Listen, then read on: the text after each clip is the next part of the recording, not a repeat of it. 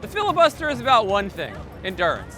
If you can talk longer than anyone else, you can bring the US Senate to a standstill. So to honor the longest filibuster in history, 24 hours and 18 minutes, I'm pulling an all-nighter in the city that never sleeps. Why? Because if a senator can filibuster for a day, I can spend at least that amount of time trying to explain what it is. Also, we forgot to book a room. By the end of this video, you'll hopefully understand what the filibuster is, why it exists, how it works, and whether or not it should be changed. So get ready, because by the time I hit hour 24, I will either have made the filibuster make sense or completely lost my mind. Probably both. I'm Ben Sheehan, and this is Civics Made Easy.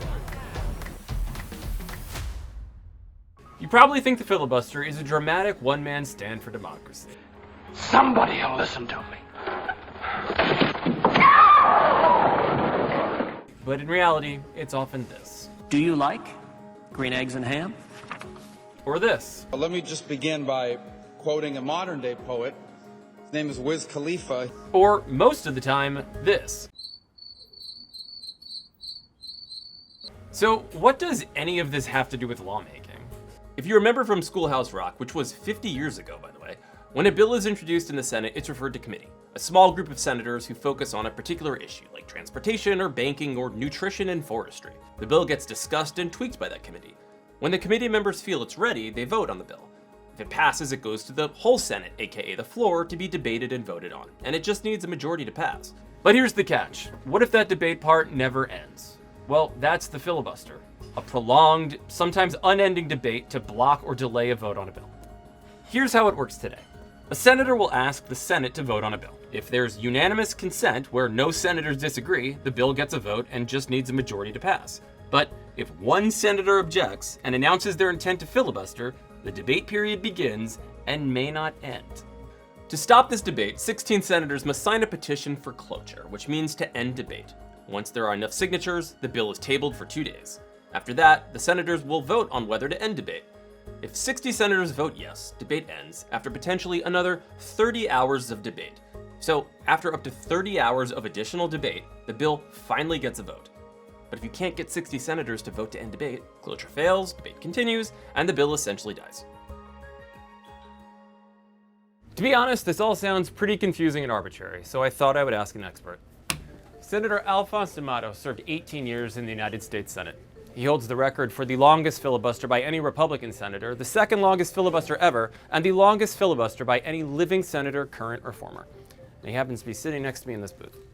Senator. How are you? Thanks so much for being here. My pleasure. You spent more than 23 hours filibustering on the floor of the Senate in 1986, and then again, more than 15 hours filibustering in 1992.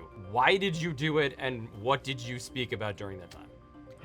Well, small town, New York, had 872 jobs getting paid back then, over 40 years ago, $17 an hour.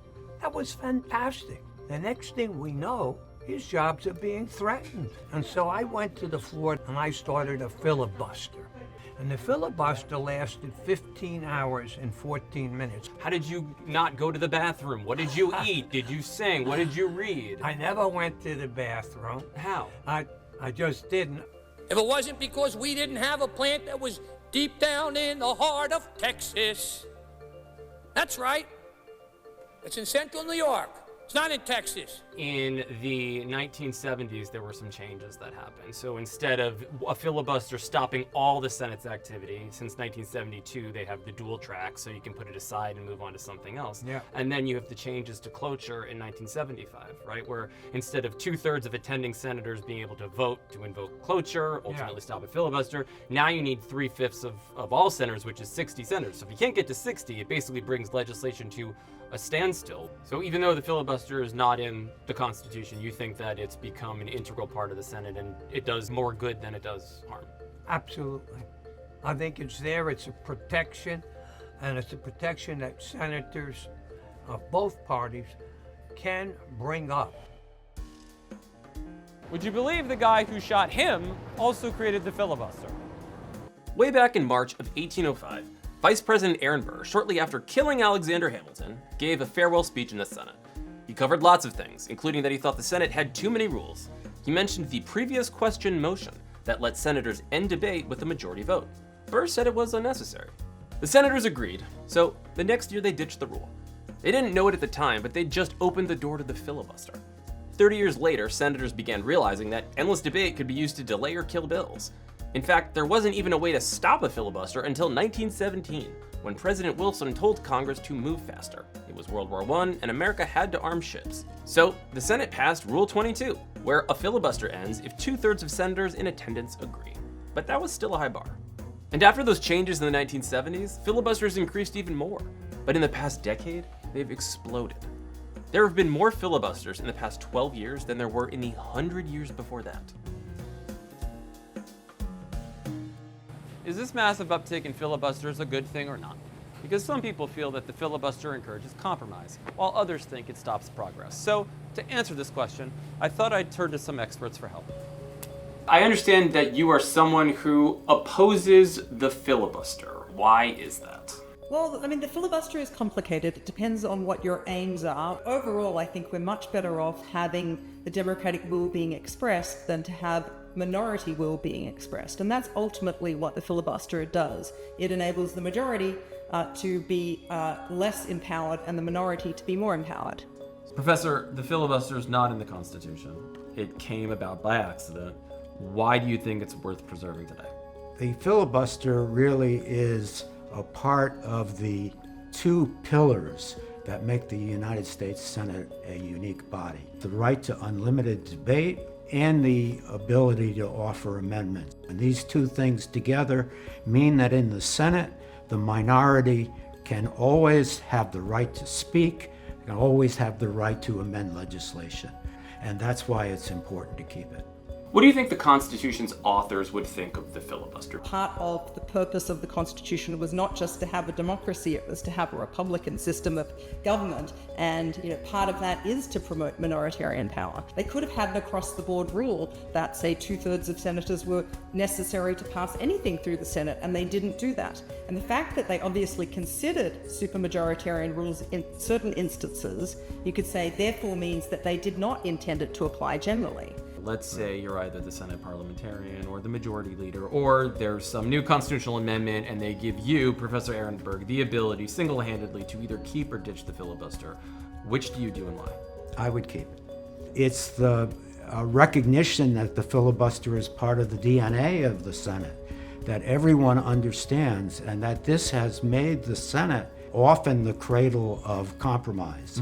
Because the majority is forced to deal with some aspect of the opposition. As you can see, some people think the filibuster is the only thing encouraging compromise, while others think it's hijacking the legislative process, which is probably why it was named after pirates. The revenge is mine. So if you like the filibuster, you really don't have to do anything, because it's what we have. But if you don't like it, there are really only two paths to changing it. To change or end the filibuster, you can either rewrite the rules or exploit a loophole. Let's start with the rules. Changing or ending the filibuster requires a 2/3 vote in the Senate. That's 67 senators. That's option 1. Option 2, however, isn't to change the rules, but to reinterpret them. This is called the nuclear option, and here's how it works. Step 1. A senator asks to vote on a bill by unanimous consent. That means if any one senator objects, the bill is filibustered. Step 2. A group of senators tries to stop the filibuster, but fails to get 60 votes. Step 3. At that point, any senator can object and say, hey, to stop a filibuster, you only need 51 votes. The Senate president will overrule and say, no, it says in the rules you need 60.